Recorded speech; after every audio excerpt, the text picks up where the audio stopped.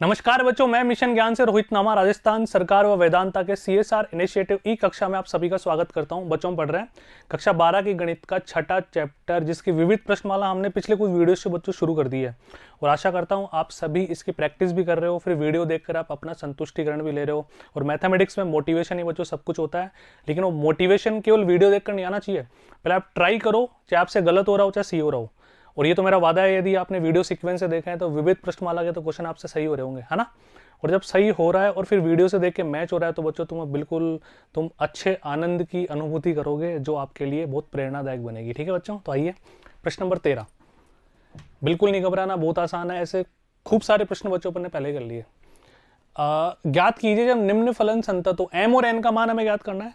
ठीक है, तो सातत्यता चेक करनी है। तो बच्चों काम करते हैं, हम 2 पर निकालते हैं, 4 पर निकालते हैं।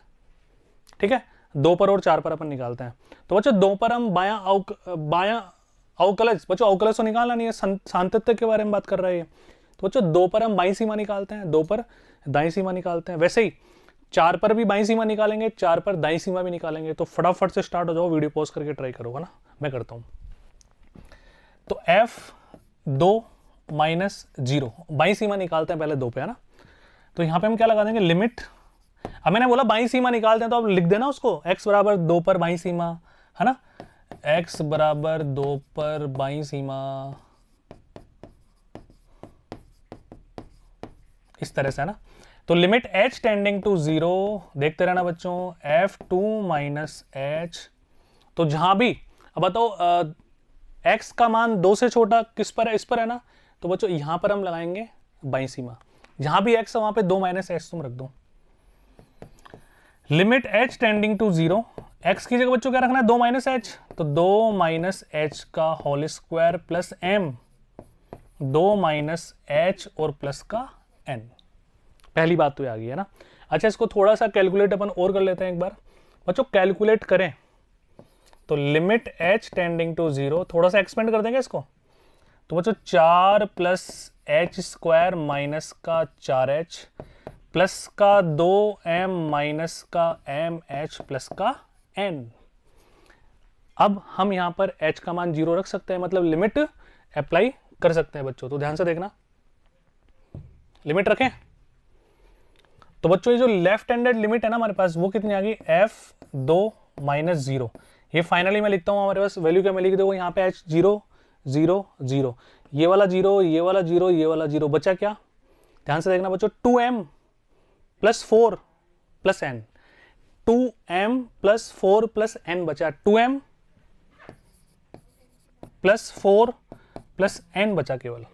अच्छा, इसने पहले ही बोला कि फलन संतत है, फलन संतत है, यानी कि हम बात करें तो F2, बच्चों F2 का मान इससे निकालेंगे, x का मान 2 यहां पे रखो, तो 4 × 2 - 1, बच्चों 4 दूनी 8 में से 1 गया तो 7 आ गया।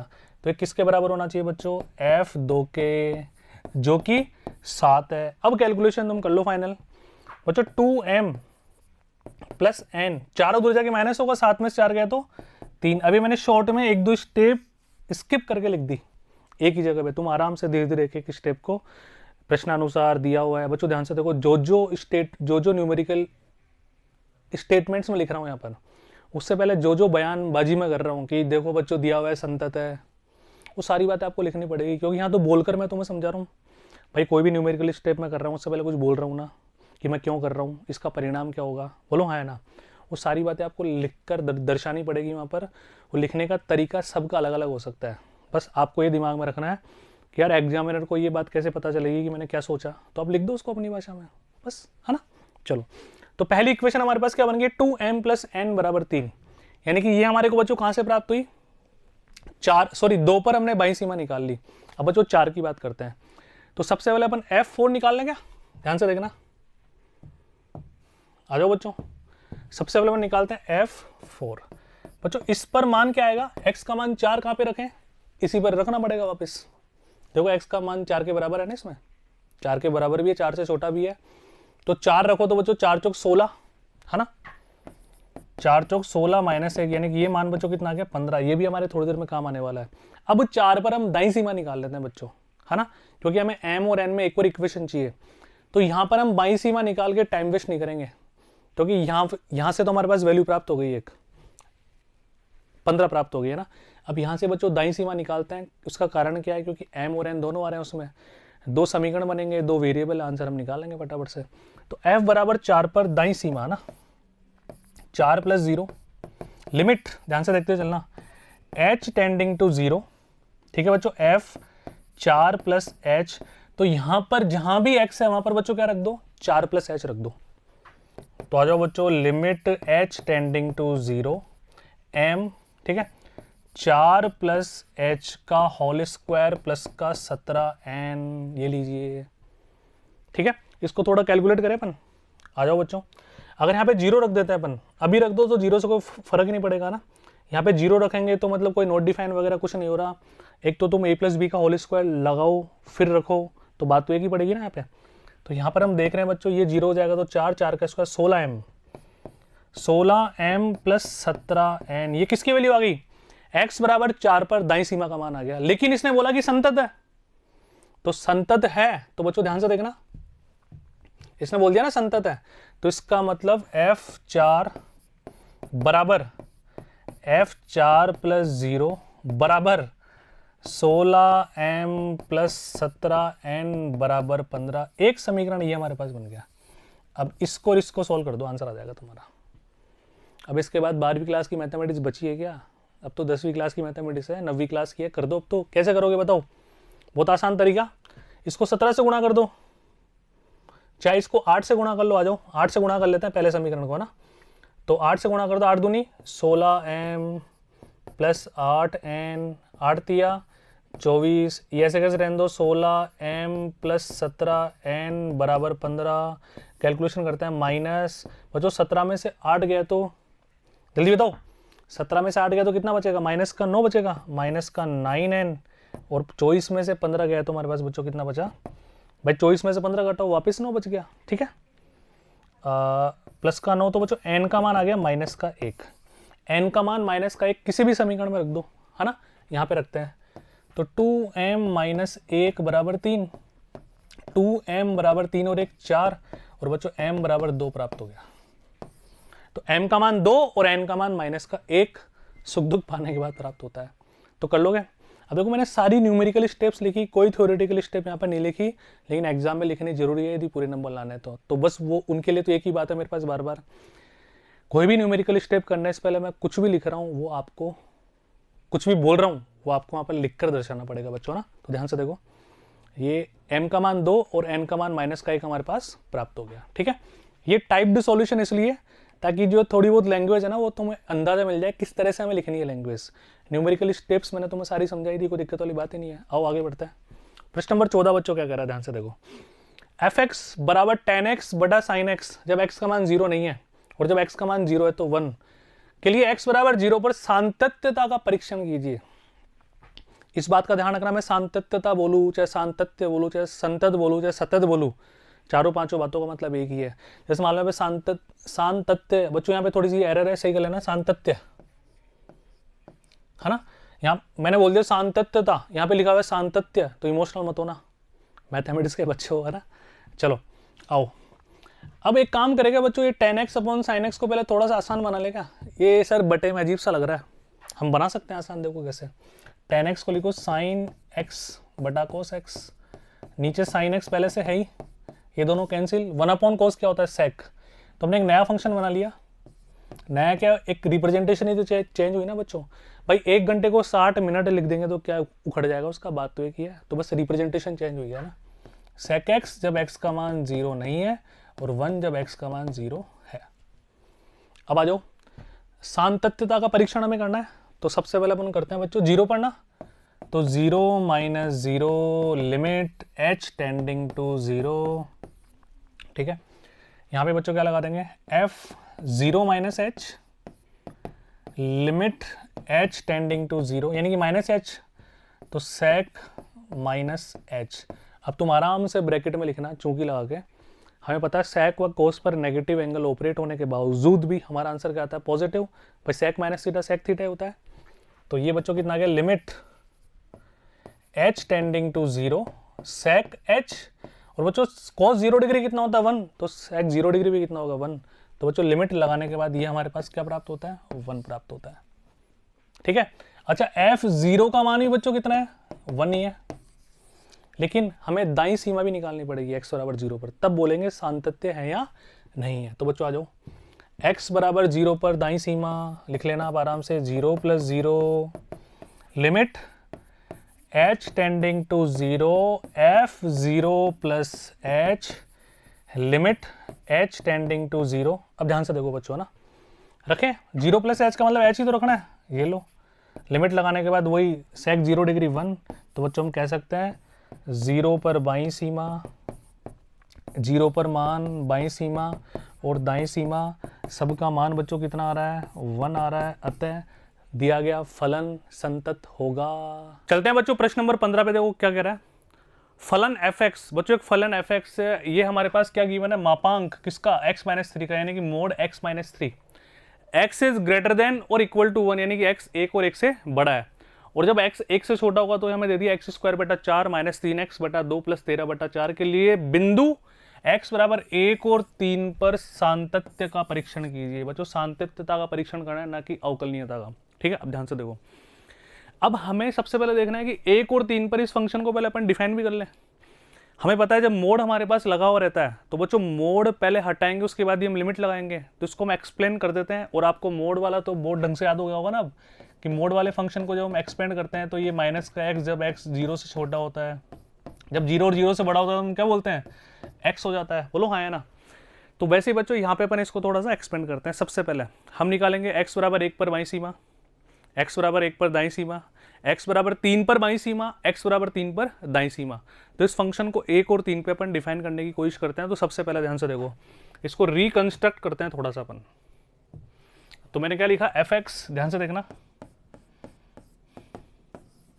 सबसे पहले x जब 1 से छोटा होगा ना, x जब 1 से छोटा है तो फंक्शन क्या है बच्चों, x² बटा 4 माइनस का 3x बटा 2 प्लस का 13 बटा 4। कोई दिक्कत? अब ध्यान से देखना, अब x 1 और 1 से बड़ा है ना, x 1 और 1 से बड़ा और 3 से छोटा। अब 3 से छोटा लेंगे तो बच्चों ये वैल्यू पूरी क्या हो जाएगी, नेगेटिव हो जाएगी। तो हम क्या लिखेंगे, x - 3 की जगह 3 - x, और जब x की कंडीशन क्या होगी, 1 के बराबर या उससे बड़ा और 3 से छोटा, ताकि 3 पर बाईं सीमा अपन इस फंक्शन से निकाल लेंगे। अब दाईं सीमा की बात अपन करते हैं, x का मान 3 और 3 से बड़ा, तो बच्चों इसको हम क्या बोलेंगे, ऐसे कैसे, x - 3। अब ये डिफाइन हो गया। अब तुम आराम से f1 का मान निकाल लो, f3 का मान निकाल लो, 1 पर बाईं सीमा निकाल लो, 1 पर दाईं सीमा निकाल लो, 3 पर बाईं सीमा निकाल लो, 3 पर दाईं सीमा निकाल लो। अब ट्राई करो, मेरा मुंह क्या देख रहे हो, वीडियो पॉज करके ट्राई करो, फिर वीडियो प्ले करेंगे अपन आपके संतुष्टिकरण के लिए। ठीक है, स्टार्ट हो जाओ। अब देखो बच्चों, थोड़ा सा मैं आगे बढ़ता हूँ, इसको सोल्व करते हैं ना। सबसे पहले अपन x बराबर 1 पर निकालते हैं ना, तो x बराबर 1 पर, ठीक है, बाईं सीमा ऐसे लिख लोगे ना बच्चों आराम से, x बराबर 1 पर बाईं सीमा इस फंक्शन पे निकलेगी तो हम जनरली क्या लिखते हैं, f1 - 0 limit h tending to 0 f1 - h। अब h टेंडिंग टू 0 है, यानी कि जहां भी x है वहां पर 1 - h हम रख देते हैं। ठीक है, तो मैंने यहां पे क्या लिखा, लिमिट h टेंडिंग टू 0, यहां पे बच्चों हमने क्या रखा, 1 - h का स्क्वायर बटा 4 माइनस का 3। अब x की जगह बच्चों अपने को क्या रखना है, x की जगह हमारे को रखना है 1 - h, और बटे में बच्चों क्या है, 2, और ये प्लस का 13 बटा 4। इसको तुम जनरल सॉल्व कर दो। अब बच्चों ध्यान से देखो, तुम इसको a - b के होल स्क्वायर से एक्सपेंड करोगे, खोलोगे, फिर लिमिट लगाओगे तो भी एक ही बात है, हम डायरेक्ट भी लगा सकते हैं, कोई फर्क पड़ने वाला नहीं है। तो हम अगर लिमिट लगाते हैं ना बच्चों, तो देखो यहाँ पे क्या मान प्राप्त होता है, ये 0 हो जाएगा तो 1 बचेगा, तो 1 बटा 4। ठीक है, यहाँ पे ध्यान से देखना, ये 3h इधर जाके 0 हो जाएगा तो केवल बचा माइनस का 3 बटा 2, और ये 13 बटा 4 जो कि h से पहले ही इंडिपेंडेंट था, h का इस पर कोई प्रभाव पड़ ही नहीं रहा था। इसको हम फर्दर सॉल्व करते हैं बच्चों, एलसीएम हमारे पास कितना आ गया, 4। तो बच्चों 1, ध्यान से देखना, 2 दूनी 4, 2 तिया 6, और प्लस का 13 बच्चों, 13 और 1 14, 14 में से 6 गया तो 8, 8/4 बच्चों कितना प्राप्त हो गया 2, यानी कि x बराबर 1 पर बाई सीमा का मान 2 प्राप्त होता है।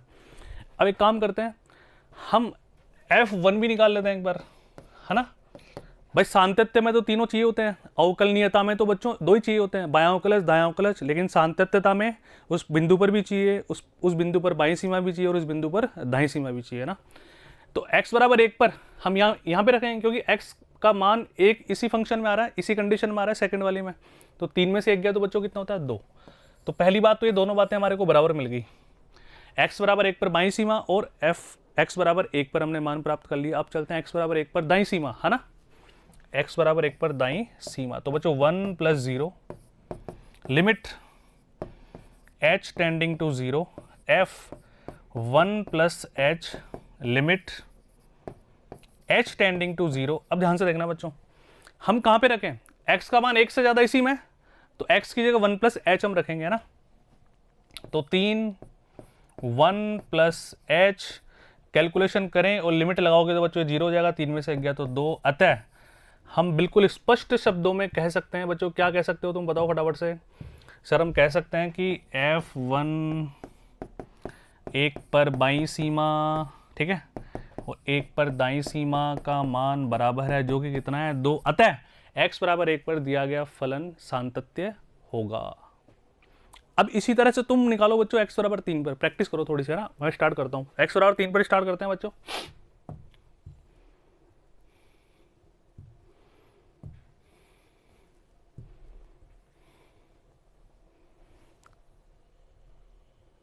एक सेकेंड बच्चों, इसको अपन थोड़ा सही कर लेते हैं।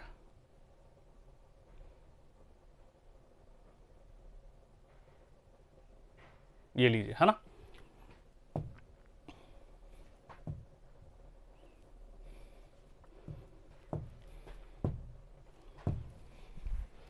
x बराबर 3 पर बाईं सीमा, और फिर क्या निकालेंगे बच्चों दाईं सीमा, और फिर 3 पर भी मान अपन निकालने वाला है ना। अच्छा, x बराबर 3 के लिए तो बच्चों यहाँ पे देखो, बाईं सीमा निकालना है तो x का मान 3 से छोटा कहां पर है बच्चों, यहाँ पर है 3 - x पे, बोलो हाँ है ना। तो यहाँ पे निकाल लेते, आ जाओ। क्या लिखे बच्चों यहाँ पर, f, ध्यान से देखना, 3 - 0 limit h tending to 0 f 3 - h, ठीक है। अब ध्यान से देखो, रखें यहाँ पे limit h tending to 0 3 minus, यहाँ पे क्या रखें 3 - h रखें। यहाँ पे तुम लिमिट लगाओगे तो बच्चों 0 हो जाएगा, 3 में से 3 गया तो 0। ये लो साहब, f बराबर 3, x बराबर 3 पर बाईं सीमा का मान 0 प्राप्त होता है। लगे हाथ हम निकालते हैं बच्चों दाईं सीमा, 3 + 0 लिमिट h टेंडिंग टू 0, ठीक है, f 3 + h limit h tending to 0। अब बच्चों यहाँ पे आ जाओ, 3 से बड़ा x का मान इसमें x - 3 में, तो x - 3 + h। एक सेकेंड बच्चों, यहाँ पे हमने थोड़ी सी मिस्टेक कर दी, x की जगह तो वैल्यू रखनी थी हमारे को 3 + h और माइनस का 3, ये कैंसिल, h लिमिट लगा दो बच्चों 0। अब x बराबर 3 पर भी रख के देख लेते हैं ना। अब हम रखते हैं बच्चों F3, 3 के बराबर यहाँ पे है, तो बच्चों 3 - 3 0। ये लो बच्चों, इसी तरह से प्रश्न हमारा समाप्त होता है। f बराबर 3 पर, F3 यानी कि x बराबर 3 पर, x बराबर 3 पर बाईं सीमा, x बराबर 3 पर दाईं सीमा, तीनों का मान 0 प्राप्त होता है। अतः x बराबर 3 पर भी सातत्यता का परीक्षण सिद्ध होता है, फंक्शन फलन सातत्य है। तो इसी प्रकार जुड़े रहिए, मिलते हैं अगली वीडियो में अगले प्रश्नों के साथ। उससे पहले आप सभी इनको ट्राई करें, कोई भी क्वेश्चन जो हमने कॉन्सेप्ट और एग्जाम्पल पढ़े तुम्हारी पाठ्यपुस्तक के सभी प्रश्नों के साथ बच्चों, उनसे आगे एक भी प्रश्न नहीं है, सभी उन्हीं में से झोलमोल होकर हो रहा है। थोड़ा सा डेटा चेंज है, लैंग्वेज चेंज है, तो प्रैक्टिस करो। जब तक ट्राई नहीं करोगे तब तक कॉन्फिडेंस बिल्कुल बढ़ने वाला नहीं है। ठीक है बच्चों, मिलते हैं।